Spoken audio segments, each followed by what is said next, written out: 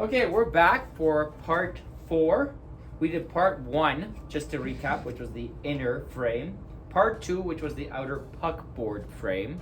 And part 3, which was the metal trim on the exterior of the booth. And now we are going to do part 4, adding tripod insert mount thing. Standard tripod kind of adapter. If I could just find the tripod, I guess I can't find anything today. But first thing to do is to try to find the center of this. I'm gonna do it this way. I'll measure this, which is about 13 1/8. So we want 6 1/2 and 1/16.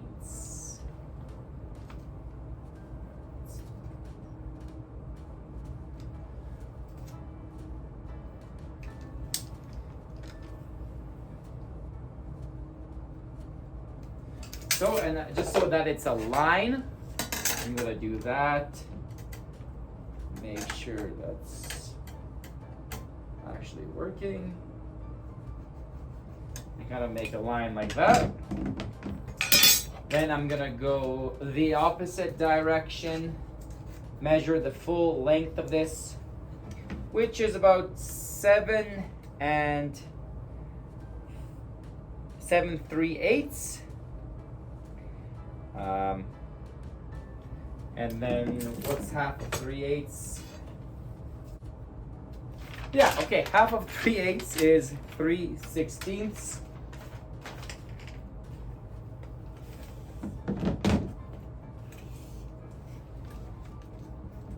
So now I'm 7 3/8. So I want 3/5. So right about 3/5 plus 3/16. 1, 2, 3, which is right there. Now that's extremely exact, I would say. Don't necessarily need to be extremely exact. I think you could be a couple off. Now I'm gonna verify this in a couple ways. First, I'm gonna go this way and see if I'm about in the center. If I go from corner to corner, that's pretty much good. Center to center, that's pretty good too. And I don't have to measure anything, just making sure that the tape is essentially in the center. Yeah, so that's actually really solid. So now what I'm gonna do, and the other way I can measure it is just making sure. What do we have here? 6/5/8. It's about.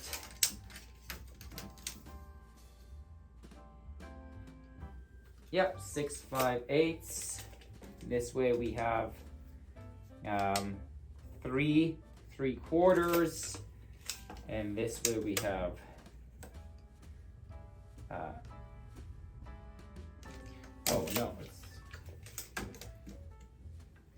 3 3/4.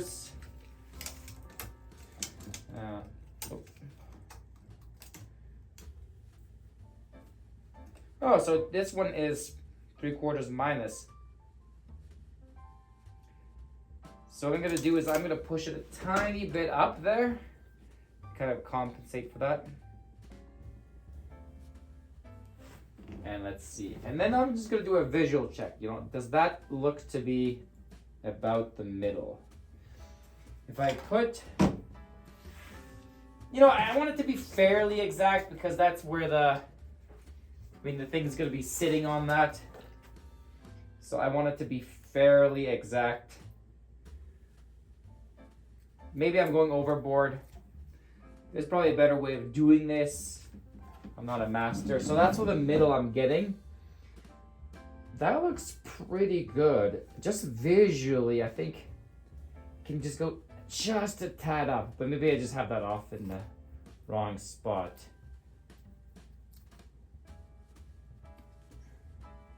That's not bad,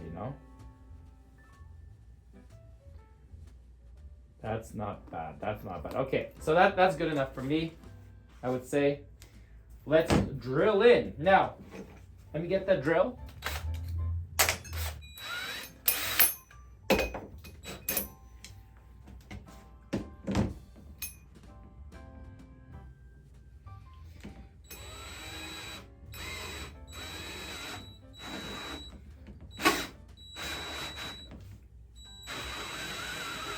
Yeah, so here we go. I'm actually going to try to drill this maybe a little bit lower down. I got a stool right here, that way you can still see it. Just so I get a little bit better leverage on this.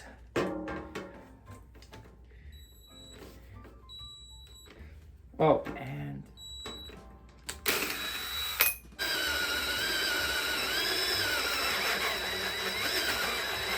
nice and slow. And just so it frays less, now that you can see it's going into the wood, let me change the angle here. Now you see it's going into the wood. Just so it frays a bit less, I'm going to put some tape on the underside. It helps up to, it helps almost 50%, I would say. In terms of preventing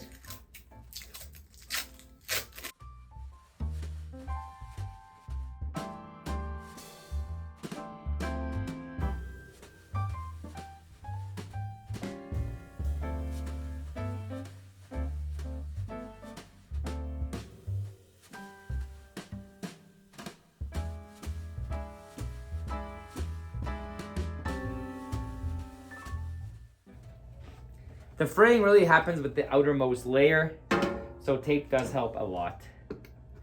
Okay, now nice and slow, that helps as well.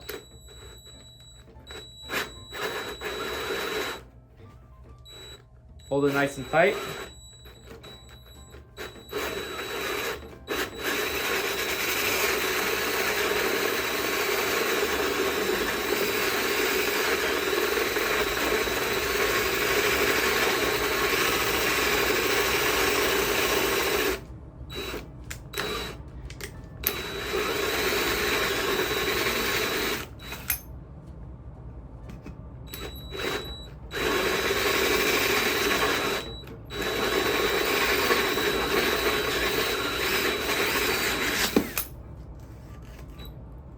And there you have it.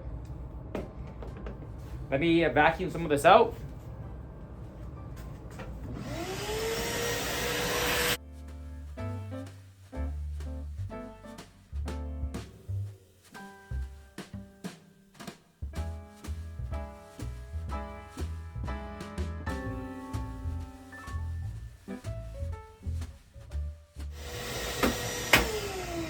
See the damage. There's gonna be a little bit.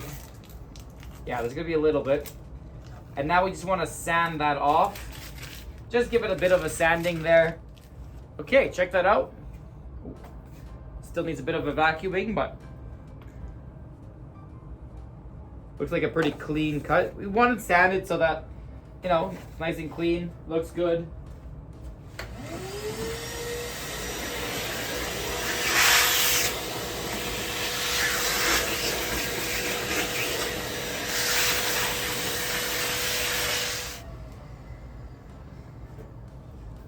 And now, and what I'm gonna do, should be okay, but just gonna do that so it protects it a little bit. Now, hopefully you can see, I'm gonna try to give you a better angle here. All we have to do is put that, now we're gonna include a link in our plans for these things. Okay? And kind of the outside diameter of this is 1.5 inches. And this here is 1.5 inches. So just a bit bigger than 1.5 inches, just so that this fits nice and easily. You see there's a little bit of play, although once we bolt it in, there won't be any movement. Okay, so I put some more tape on here, like this, just to keep it intact. And I actually put tape again there to help prevent fraying of the plywood. And now I'm using a 1/4-inch bit, and we're gonna drill some holes.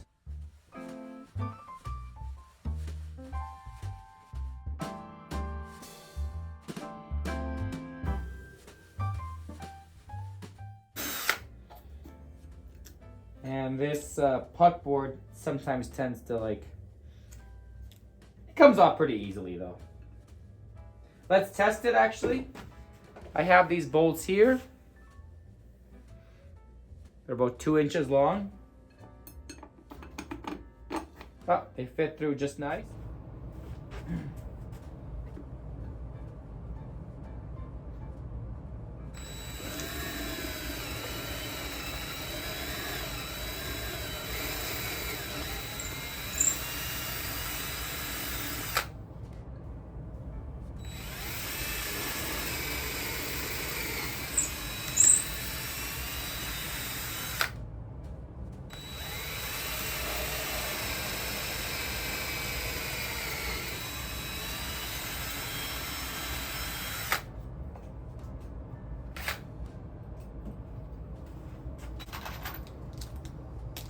So, 1/4-inch hole and 1/4-inch bolt don't have nuts, or don't have to have nuts. I'm not sure if the nut defines the bolt. Regardless, I'm basically just putting it through, tightening it up, and getting that mount mounted. There we go. Lines up. And I actually don't even know if these are bolts, now that I think about it. They might more, now that I think about it, because the working end, the base, and by the way, I'm just chit-chatting here. We've been making these videos for 15 minutes, so I'm just chit-chatting. But if this end is more of screwable, this is more of a screw, even though there's a nut associated to it. I think this is more of a screw, now that I really think about it. But you tell me in the comments, okay? I know you'll tell me in the comments. At some point, someone's gonna tell me in the comments. And I know also that most of you are just watching this to learn how to build this, not to listen to my chit-chat. But I'm just trying to keep myself entertained. Not you, but myself entertained. Sorry. Nah, I'm just kidding. We're keeping each other entertained. So, I'm just putting the nuts on this end. Let's change the angle. You see, I'm just getting the nuts, and let's see if we can get a good shot of that. Just easy enough, right? And then I'm going to tighten them, of course, afterwards. There you go. And let's see if I can just, sometimes you get lucky and it just tightens up right from the screwing side. You do want these fairly tight, because it's kind of an important support, especially if you have this on a tripod. You don't want these getting loose. So at some point, even if you don't do it right away, at some point do make sure these are fairly tight. And I'm just gonna go ahead and give it a couple more turns. And then if the screws or bolts, whatever you want to call them, are tight, it's also going to help the base, because you see it sits flusher when it's a bit tighter there. Which you want it fairly flush, because this is going to go on. Sometimes this is going to go on a tabletop. Some people don't use the tripod adapter here.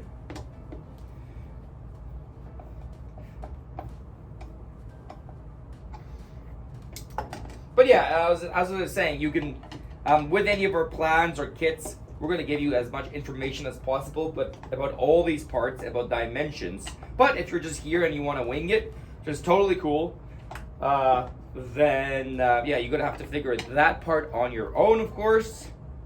But for those who are really like do-it-yourselfers, it shouldn't be too much trouble. I think some key takeaways here are really, and I mentioned this before, are that the front part, I mean, that was hard to manufacture and get perfectly right. Now, I don't actually have a Surface Pro here. Oh, sorry, I don't have the correct Surface Pro. This booth is designed, by the way, for a Surface Pro 3, which works fantastically for us. You can find these for fairly inexpensively as well because they are not the latest model.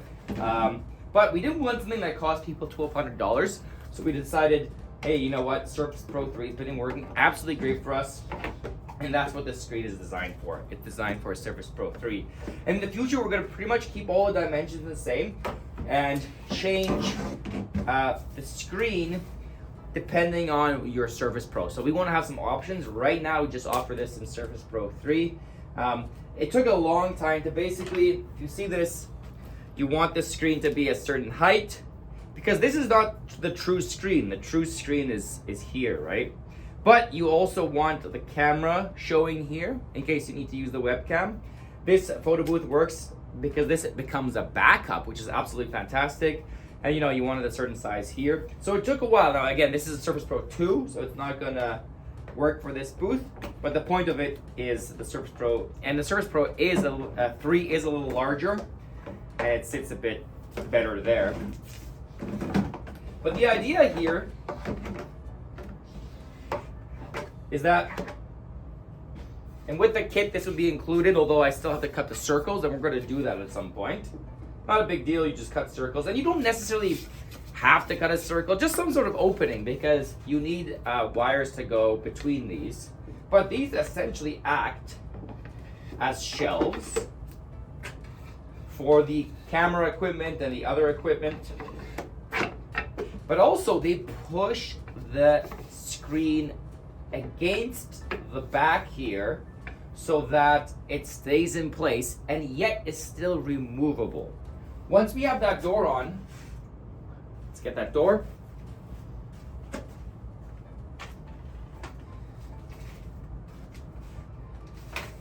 Once we get the door on, and you see this is really the ingenious design, that the trim slides in perfectly here. It can still come out nicely with a hinge. This comes out, you can remove the screen if you need to change it, if there's an issue, whatever. But the ingenious design is that this door closes. Ooh, you know, this one might need a wee bit of adjustment, but it closes and then it holds those shelves in place. That being said, once the equipment is there, and once you open the door, it's not like it's going to be falling out. It seems to stay pretty tightly in there. If for some reason this shelf is a little bit too loose, it happens. It's hard to get it exactly right. You can put like a little, because it's gonna be very rare when you want to pull those shelves out. So you can put a little piece of fabric in there or something, just something, maybe even like a carpet protector, just something to jam it in there. But we've actually never had ones that are too loose. That being said, we have sanded them to size, so it's kind of perfect, as perfect as possible for us. But there you go. So now we're gonna make a hole in the top for the top flash mounting, and we're gonna get holes as soon as we get the right adapter for that. The adapter that I have is stuck to another bit that's not the right size, and it's just the adapter that takes the hole making bit to the drill that needs to, I can't take it out, so we're gonna just have to buy a new one. It's a Milwaukee brand adapter. But what's next? We're making holes, so let's continue that. Let's make a hole on the top.